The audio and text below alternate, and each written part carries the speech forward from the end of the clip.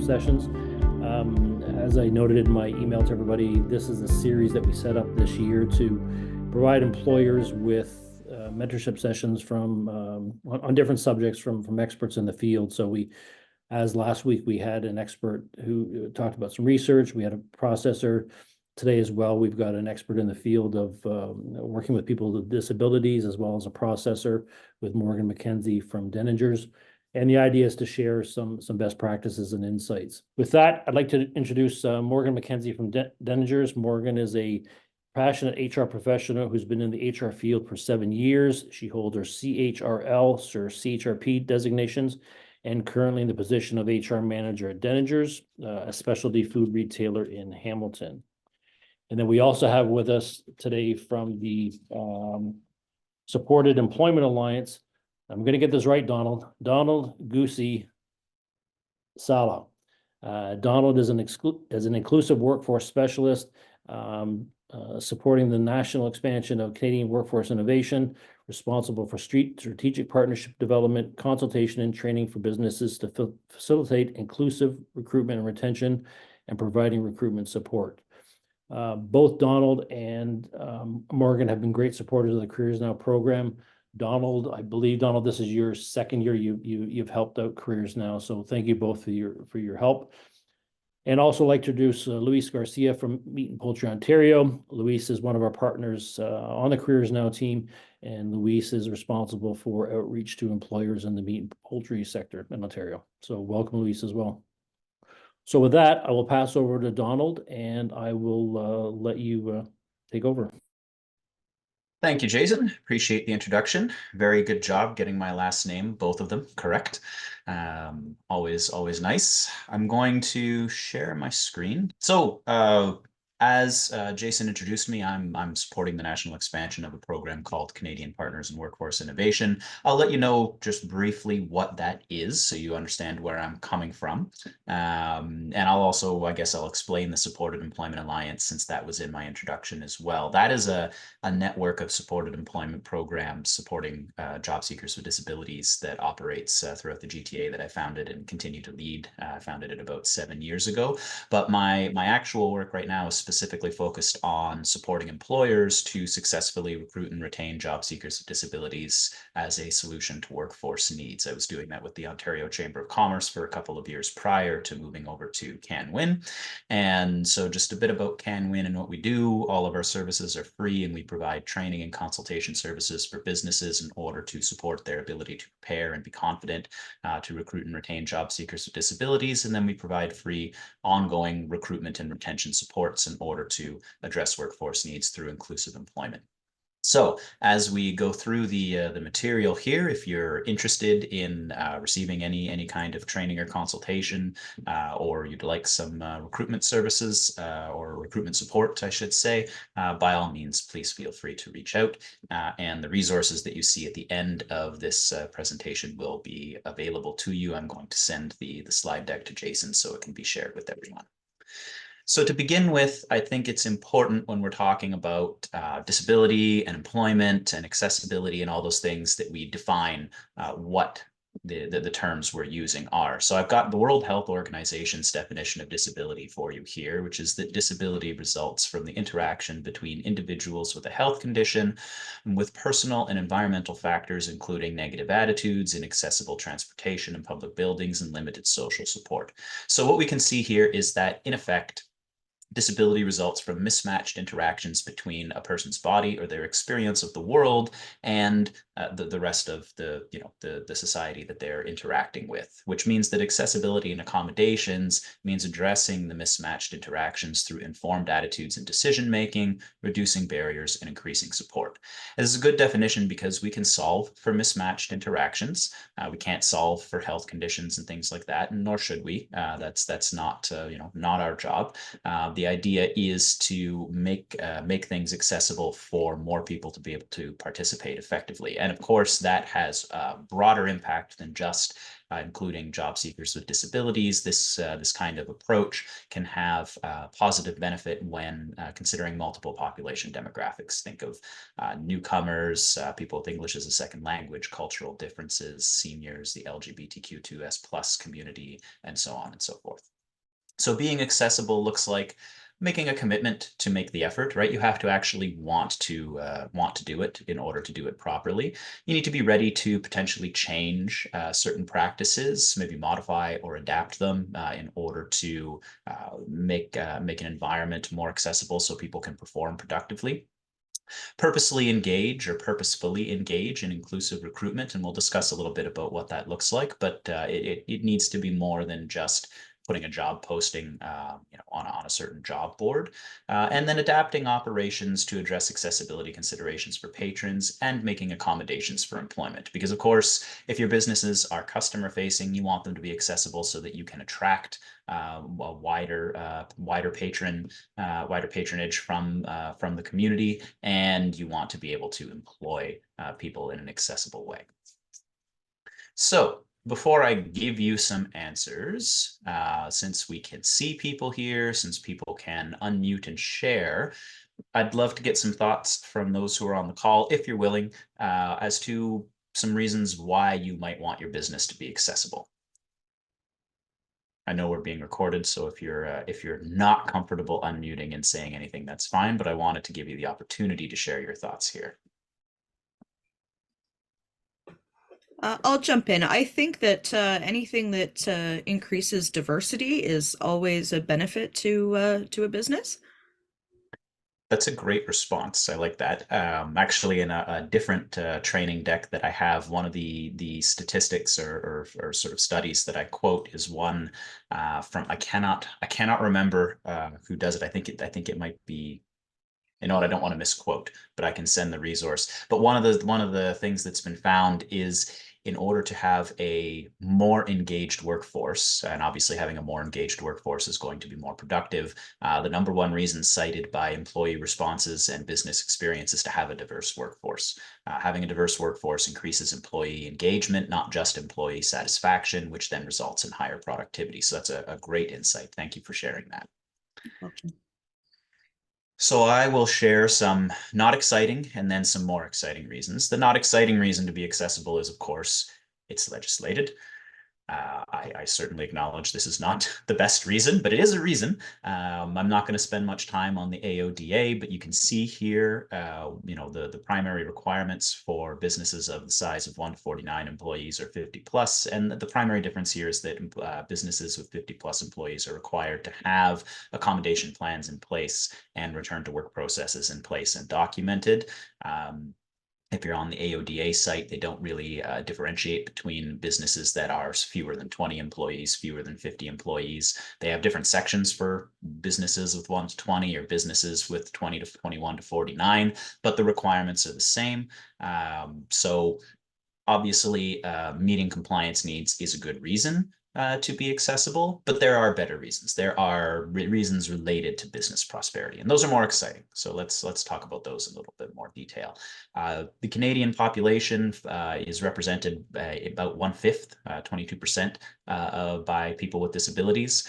These statistics are taken from the 2017 census. There have been some figures released from the census that was taken during the pandemic, which says that 27% of the Canadian population is represented by people with disabilities. But I think we can all agree that the pandemic does not represent a baseline experience for any part of the Canadian population. So I'm sticking with the 2017 figures. A lot of people during the pandemic experienced mental health occurrences that had never existed before, and hopefully won't exist for them again. And that would have bumped up the baseline of people who were self-identifying as being a person with a disability. So we'll go with the 22% figure, which is still 1/5 of the population. That's a large potential talent pool. It is also a lot of your potential consumer base. And when it comes to customer loyalty, you see that 87% of people have indicated they prefer to give their business to companies who hire inclusively. So having a diverse workforce is going to have a positive impact on customer loyalty, and having a business that is accessible for patrons as well as for employees is going to mean that more people with disabilities are able to patronize your establishment.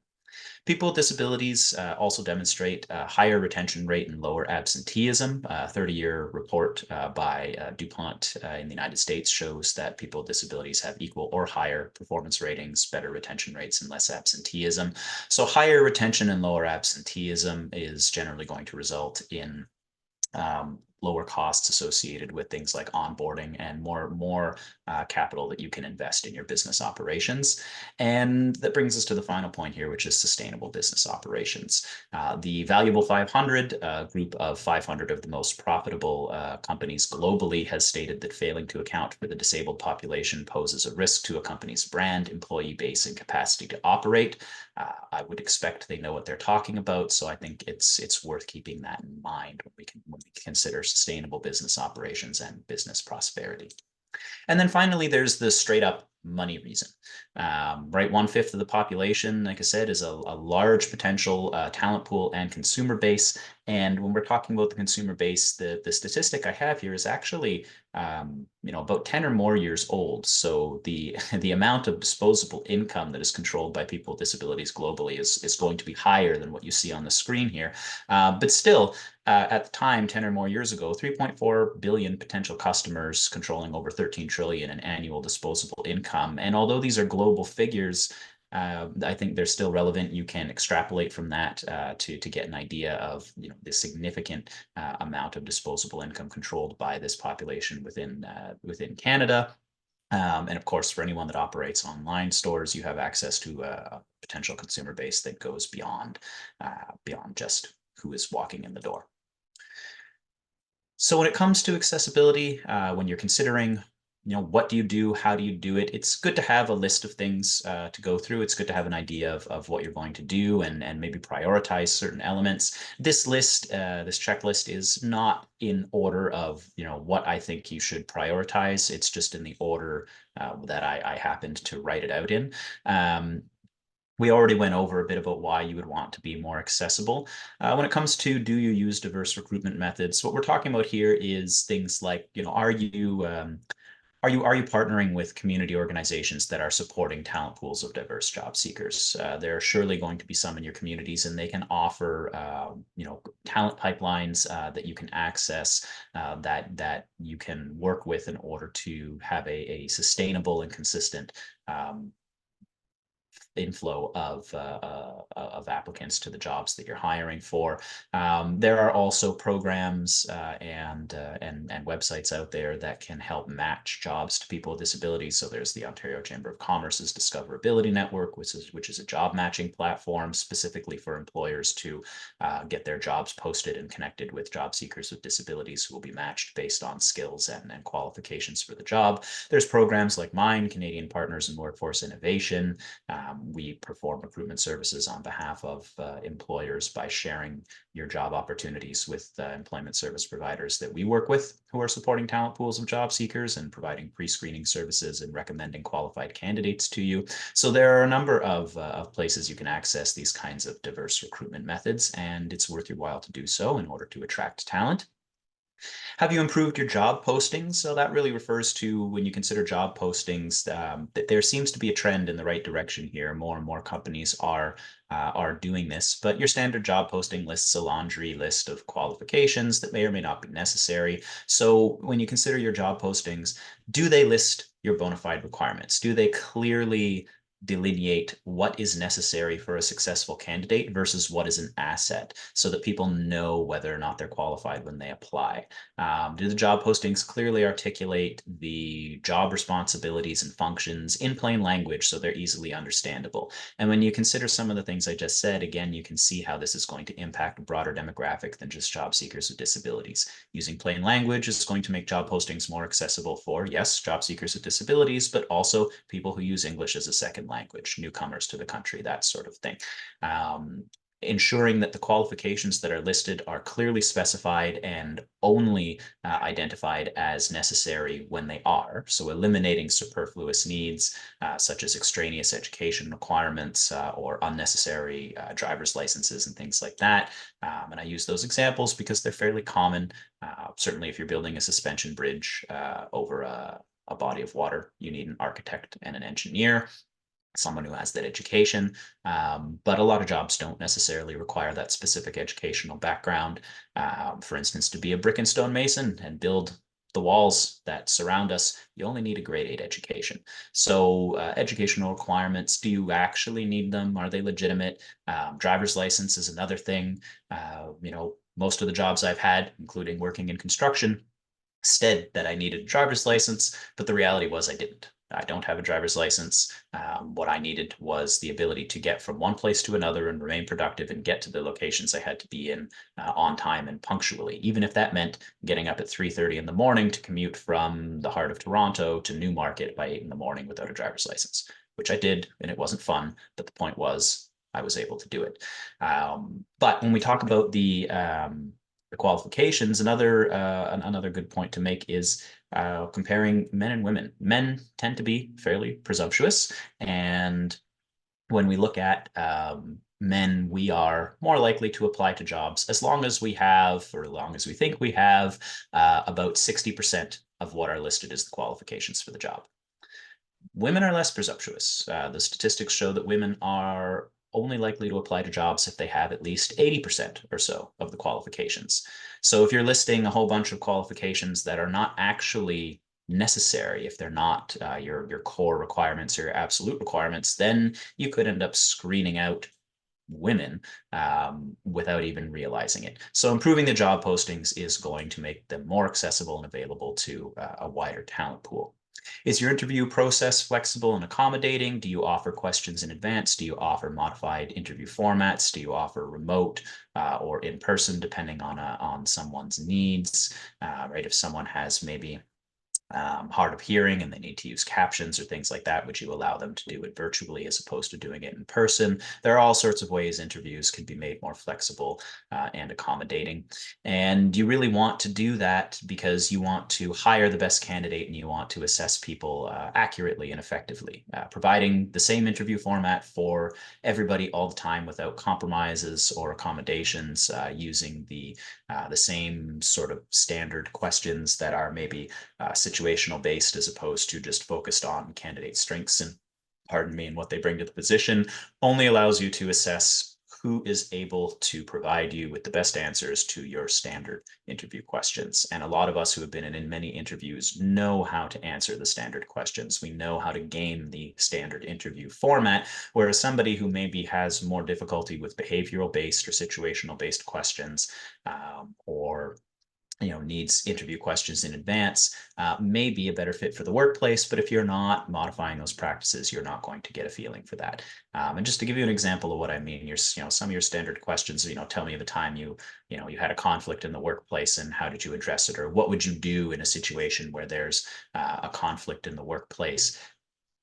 I, being someone who's used to this format, will give you the answer you're looking for, but that's all I'm going to do is I'm going to give you the answer you're looking for. And I think you know what I'm talking about, right? If you say, how would you address a conflict in a workplace? I'm not going to tell you that I would, go slander the person on social media and throw a pie in their face at the end of the day. I'm going to tell you that I would have a conversation with them to try and explain, my position and understand where they're coming from, and maybe bring in a third-party mediator, see if I can get the supervisor involved to arbitrate our conflict and effect some sort of reconciliation. And that all sounds really nice and grandiloquent, but it doesn't tell you anything about me. It tells you exactly what you would expect to hear. So consider the questions you're asking. Consider what kind of accommodations you could provide in an interview to ensure that everybody can present themselves as effectively as possible. When it comes to accommodations on the job, the rationale is the same. You're going to hire qualified people who can perform the work for you, but the work may be completed differently. Are you flexible? If somebody is able to do 70% of the job really, really well, but they have trouble with maybe 30% of the job, you have other people who can do that 30% really, really well, and then maybe have them work in a complementary fashion where they're sort of, one person is doing more of one thing and another person is doing more of another, so that you have strengths-based task assignment in the workplace, and your staff are working in a complementary manner, which then increases productivity in general and allows you to be a little more flexible and a little more accommodating. Your print and media and digital spaces, this is more forward-looking or public-looking, whether it's advertisements or your recruitment campaigns. But are they accessible? And I won't go into the details of that right now. That's a whole other training. But it is worth considering whether your print media and digital spaces are accessible. That's important. Are you communicating inclusively? Do you welcome differences with respect to communication? Do you implement understanding of, some people may have difficulty with eye contact. Some people may have flat emotional affects. They may not laugh at jokes. Some people may be very expressive in conversations, speaking about themselves more often. Some people may be very inquisitive in conversations and more reserved about themselves. So are these things that you're welcoming, or are you expecting everybody to sort of fit into a certain mold of the way they socialize and communicate? And are you offering different communication methods? If somebody receives instructions better verbally instead of written, or written instead of verbally, or if they would do better with a task list on their phone, and so on and so forth. Can you reduce environmental stimuli? These are things like overly glaring bright lights, competing auditory stimuli, so having a radio and a television on at the same time, and so on and so forth. And then in the end, are you having fun? I'm a big believer in having fun at work, as you can clearly see. But if you have a more diverse workplace, and if you're implementing all of these things, you should have more fun. People should feel comfortable and more free to be themselves, which means that everybody is going to enjoy themselves more in the workplace. And if people are having fun in the workplace, they're going to be more productive. They're going to have more of an incentive or an impetus to come to work. Now, when it comes to accommodations, I do want to highlight a few things here. One is that disability is a part of the workforce. It's not a matter apart from it. We talk about accommodations a lot with respect to disability and trying to demystify the realities around them. But the primary reality here is that 95% of accommodations are not for people with disabilities. They have nothing to do with disability. They are related to personal reasons, such as special events, holidays and leaves of absence, medical leaves and doctor's appointments, family or caregiver responsibilities, could be childcare, elder care, any number of things, or religious considerations, Easter and Christmas, Muslim daily prayers, Jewish holidays. You may think it's odd that I've listed Easter and Christmas on there. What's that about? Those are stat holidays. Those are stat holidays because we live in a society that was founded by Christians. So they are, in effect, accommodations for Christians. It's just that we all have those stat holidays. But Muslim daily prayers are regular accommodations, Jewish holidays are regular accommodations, and there are a variety of others related to religious considerations. So why consider disability as a matter apart from all others? You're already accommodating without even realizing it. Doing the same thing for disability is no different. So you already probably employ people with disabilities. Generally, employers' concerns with accommodations for people with disabilities relate to the factor of potential undue hardship. But undue hardship is really hard to reach, right? If you're a business with, a large number of stairs, putting in a ramp may be undue hardship. I say maybe because it depends on the nature of it. Putting in an elevator could be undue hardship, but these are not common accommodations. These are, really unlikely, especially if work can potentially be done in a different environment on the ground level or even remotely. And those are all related to very specific physical needs, whereas many disabilities are invisible. You think of mental health, learning disabilities, intellectual disabilities, and so on and so forth. So it's important to get away from these routine assumptions. So offer accommodations at all stages of the employment life cycle so that people can socialize this, they can talk about it, they can let you know what they need, and you can be prepared. Have individual accommodation plans in place. When you hire people, just put one in place. Ask them what do they need to be successful? What modifications might they need? And ask everybody this, whether they've disclosed a disability or that they need an accommodation or not. And if there's no accommodation necessary, that's your IAP. But if you review them annually, if things change for people, it gives them an already created opportunity to say, you know what, this has changed and I could use this accommodation. And it destigmatizes it and takes away some of the stress and anxiety of trying to figure out how to bring it up. The true costs of accommodations are important to consider here. 60% of employers report no cost to providing an accommodation, and most accommodations cost $500 or less. I think it's about 90% of accommodations or 93% of accommodations are $500 or less. So they're not undue hardship.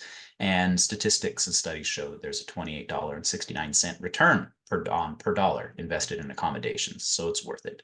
And these statistics down here, the top 3 accommodations in Canada, modified work hours, ergonomic chairs, and ergonomic workstations, those statistics are admittedly a bit old. They're from 2006. I've had real trouble finding more up-to-date figures, but I think you can anticipate what might replace one of those in the top 3 accommodations here, which is remote work. Now, that is not going to be possible for a lot of industries. Certainly in food and beverage processing, you need people on site. But the point here is none of these accommodations represent any kind of undue hardship. None of them are difficult to implement. They're all fairly straightforward, and there's no reason why they can't be implemented. So important to get away from the idea that accommodations are going to automatically result in undue hardship.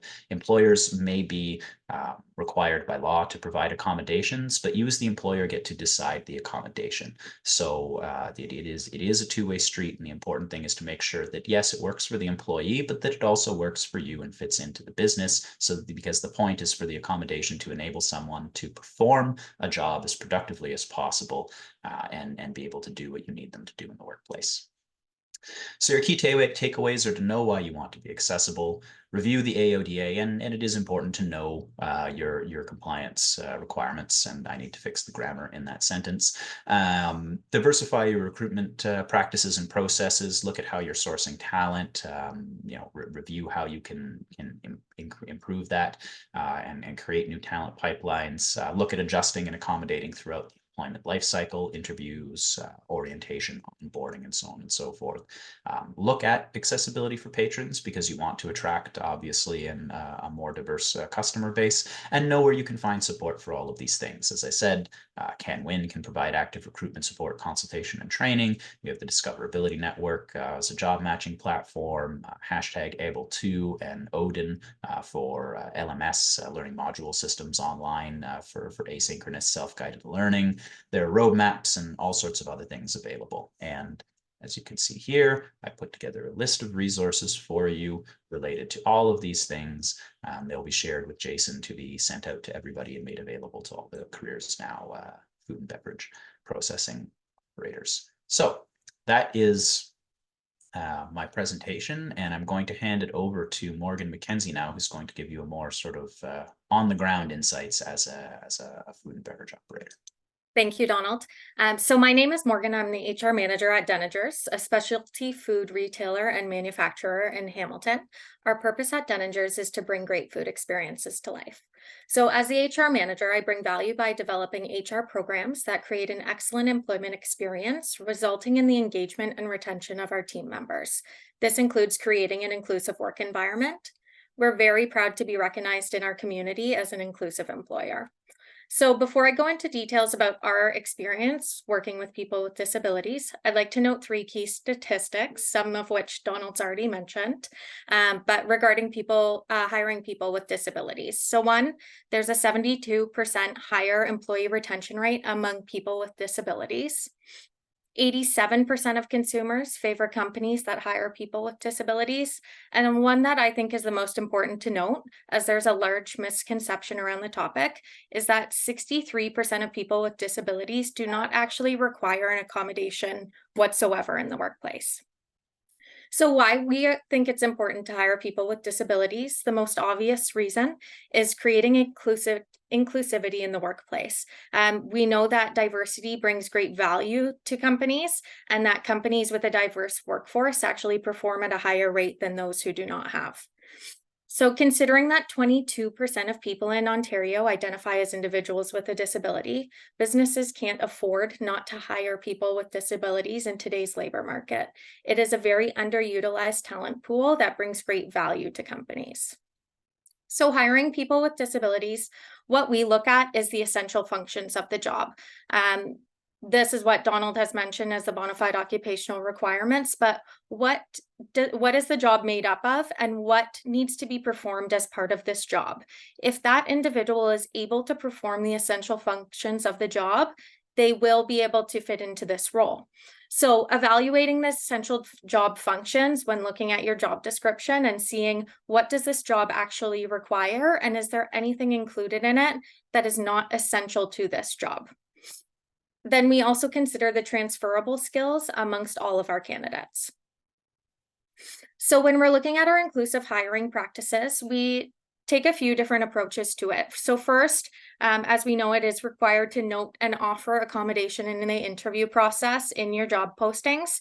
However, we do this again when we invite an individual to the interview process, making a note of, as a reminder, we do offer accommodation to those who require it in the interviewing process. Please reach out to HR directly prior to your interview if you do require an accommodation. This way that the individual knows that we do accommodate and we're reiterating something so they don't think that it's just something we've put in the job description. This allows them to connect and know who to connect to if they do require an accommodation.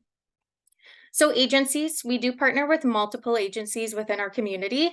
They've been great for us in connecting the right skills to the job requirements that we're looking for. So I'm going to go into that a little bit more in detail in just a minute. And then also supporting resources. A lot of individuals with disabilities already have a great support network outside of the workforce, and utilizing their support network and their resources that they already have to help them be successful in the workplace, it brings great value to the company. So agencies we work with, Donald and I have been working together for, I think it's about 3 years now. In his previous role and now at CanWin. So at CanWin, what we've done is they've offered strength and skill-based screening for individuals who identify as someone with a disability who require an accommodation in the recruitment process. So some people do not thrive in the regular sit-down Q&A type interview process. So what CanWin offers to do is they look at the strengths of this individual based off of what we're looking for the job, and they use a different form of interviewing to identify those skills to let us know, is this person a right match for our job? That way, when somebody's coming into the interview process, they're not being overlooked because they didn't perform well in a Q&A session. And then Goodwill. Goodwill is also one of our main partners, so we're very proud to be recognized this year as Goodwill's Business Partner of the Year. Specifically, I'd like to talk about the FAST program. So the FAST program is the Food and Beverage Accelerated Skills Training Program through Goodwill. What they do is they, and this is not focused strictly on people with disabilities, but people who face barriers to employment, which would include people with disabilities.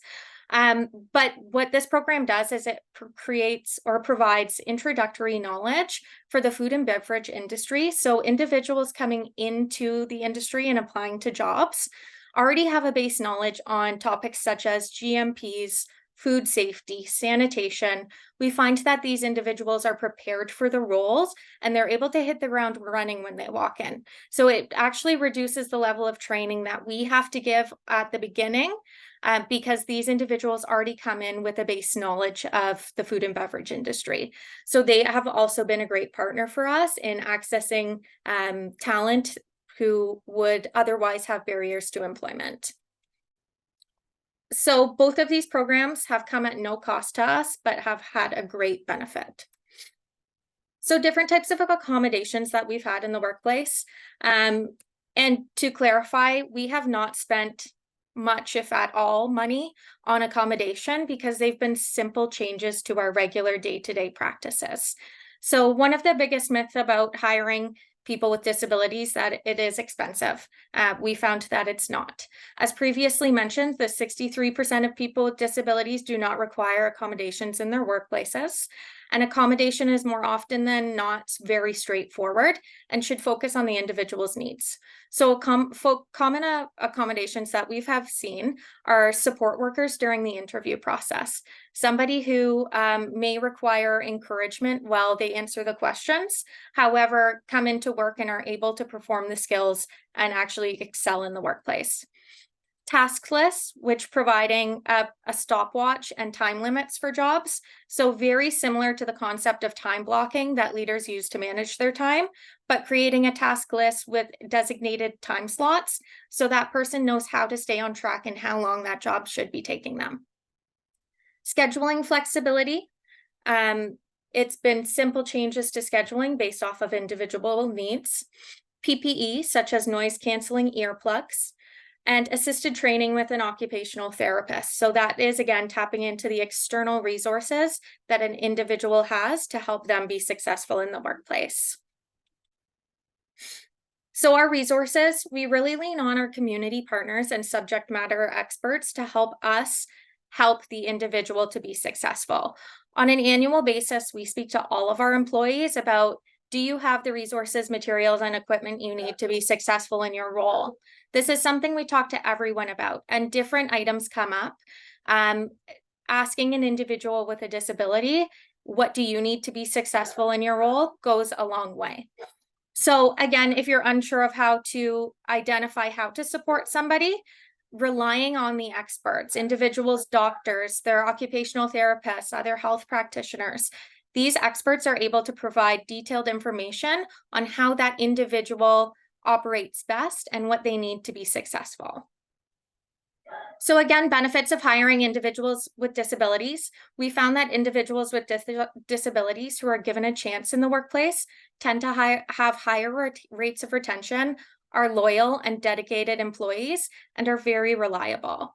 When we consider that 92% of consumers prefer companies who hire people with disabilities, you realize that hiring individuals with disabilities not only makes your workplace more inclusive, but makes your company more competitive in the marketplace amongst consumers and as an employer.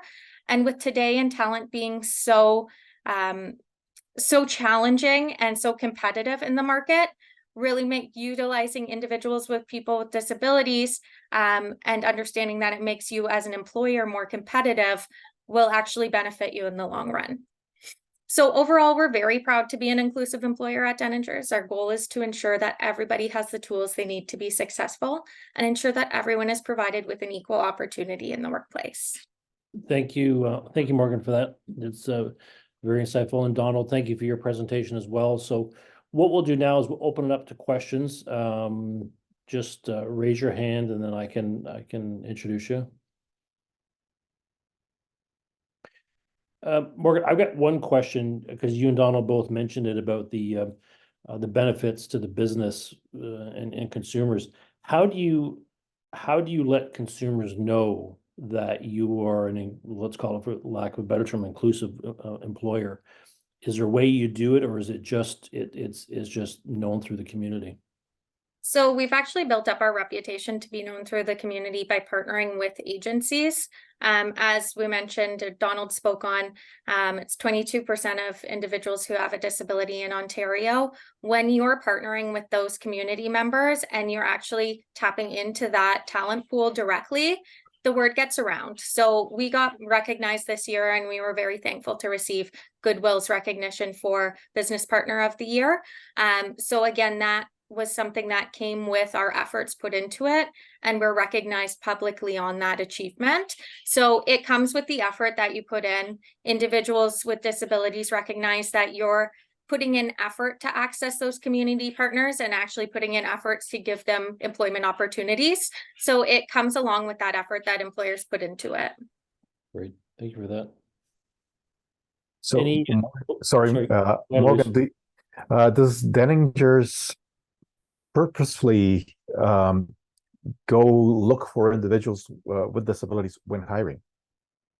Yes, so actually one of our main talent pools is or targeting with agencies that we work with is individuals with disabilities and people with barriers to employment. So that also includes individuals such as newcomers to the country.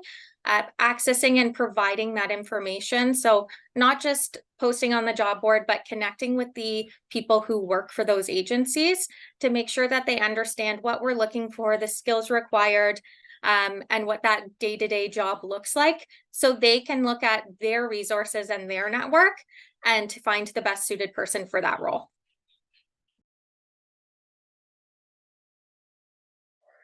I have a question, if I may. Absolutely. I know I've run across just people in the general community who seem to have the idea, especially employers, that, you know, if a person with a disability is being accommodated, that's going to cause conflict with those who don't require accommodations. Have you found that has been an issue? Personally, no. But that's our accommodations have been, as I mentioned, not very drastic. It's simple changes or simple things done to make sure that that person's being successful. The approach we do take, you do hear people being fearful of favoritism or the perception of favoritism because somebody gets to do something differently. We are clear that with our employees that we do support people to perform the best of their abilities, and that does require sometimes tweaking what the day-to-day looks like or providing extra support and resources. So it's making sure that everybody's aware that these support and resources are also available for them if it's required. So it's not necessarily based on a sort of obvious disability. If someone requires an accommodation, they could come to you, and regardless of their situation. Yeah, regardless of the situation. And then if they do fall into the requirement to accommodate, then we do so. But we do go through a process of verifying as well. So we talk to, for example, functional abilities forms. So for somebody who may require a physical accommodation, one common one we see a lot is lifting up to a certain weight. Individuals can only lift a certain amount. So having somebody else who is able to lift heavy partnered with them. From that part, we do, if somebody does come forward, anybody who requires support, extra support or resources, and anyone who requests an accommodation, we go through the process of verifying it with them and then discussing with them along the way of why or why not their accommodation is being approved. Thank you.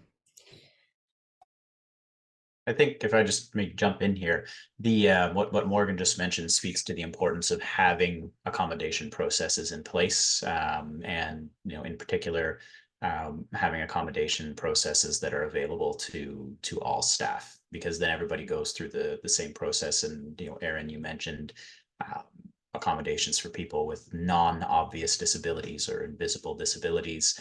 If you have the processes in place for all staff, then everybody has a ready-made opportunity to bring it up and have the discussion, because you as the employer are not expected to be the expert or using your powers of prescience to try and divine who is going to require an accommodation, who isn't, just by looking at them. The purpose is really having processes in place that facilitate the conversation for people. Great. Thank you. Thanks, Donald, and thanks, Erin, for the question. Any other questions from anyone? I have a comment, and I'd like to get Donald's and Morgan's thoughts on it. I think that by just using the term disability, we're automatically almost disqualifying someone, when we know that everybody, all of us, have our own disabilities to any extent. So people who are in the hiring in HR know about the different personalities and how you're looking for different skill sets, and also different ways of looking at things for a certain position. So somebody who is very detailed oriented may be very good for quality control, but may not be good in the production line, because they need product running out the door very quickly. So that person with a very high level of detail would possibly could be considered a disability for him if you're wanting to hire this person for the production line, when that is not necessarily a disability. But we all have our own things that, like it or not, most people around us accommodate us, and they do it for different reasons, either because they have to or because they love us. But there are a lot of things that all of us bring to every environment that are not necessarily ideal, and people do accommodate us all the time. So are those disabilities, or where do we draw the line? And maybe we should just stop calling them that way and use different terms. What do you think? Yeah, is it okay if I go first, Donald? Yeah, you go right ahead. I think so. Definitely would not classify as a disability. I think that's when you start to look at strengths and weaknesses of an individual. And we hear more and more about the workforce and leadership focusing on utilizing people's strengths and skills to help them perform to the best of their abilities. Same when you look at the person with a disability, I think we want to look more at the ability side rather than the disability of what is this person able to do and what are their strengths. Same as you would look at any other candidate or any other resume that comes across. I would not be able to, as Donald mentioned, build a bridge that goes over water because I'm not an engineer. I'm not able to do that.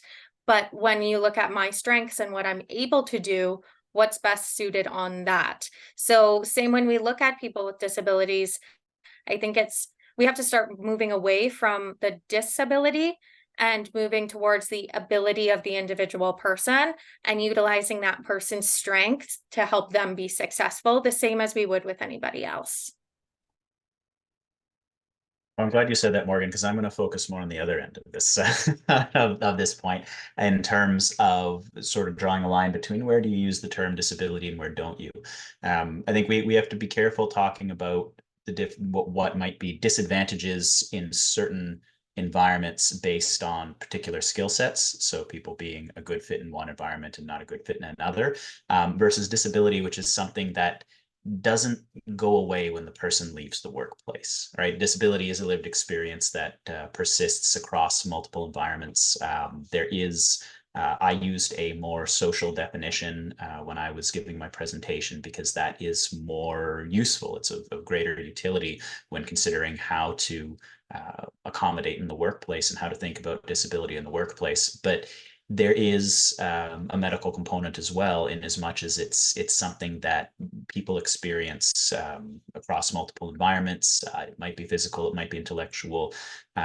So I think it wouldn't be fair to say that everybody has a disability depending on the environment, because that in effect, or has the potential to diminish the experience of people who have disabilities. And so I'm going to give you an example that you may have come across, that a lot of us have probably heard that don't even really think about it. You may have heard of obsessive compulsive disorder, or OCD for short. And something that seems to have found its way into our parlance is people who maybe have, they're a little more focused on certain things, or a little more, they might consider themselves a little more obsessed about certain things, saying, oh, I'm OCD about this, or, your friends might take a jibe at you and say, oh, you're being so OCD, but that you're not actually obsessive compulsive. So I'm very particular in the way my things are organized, right? I have very organized workspace. I have a nice library behind me that you can't see all of it. I have all sorts of things on display throughout my apartment. And I've had some friends make those comments to me because, they'll move something and I'll move it back.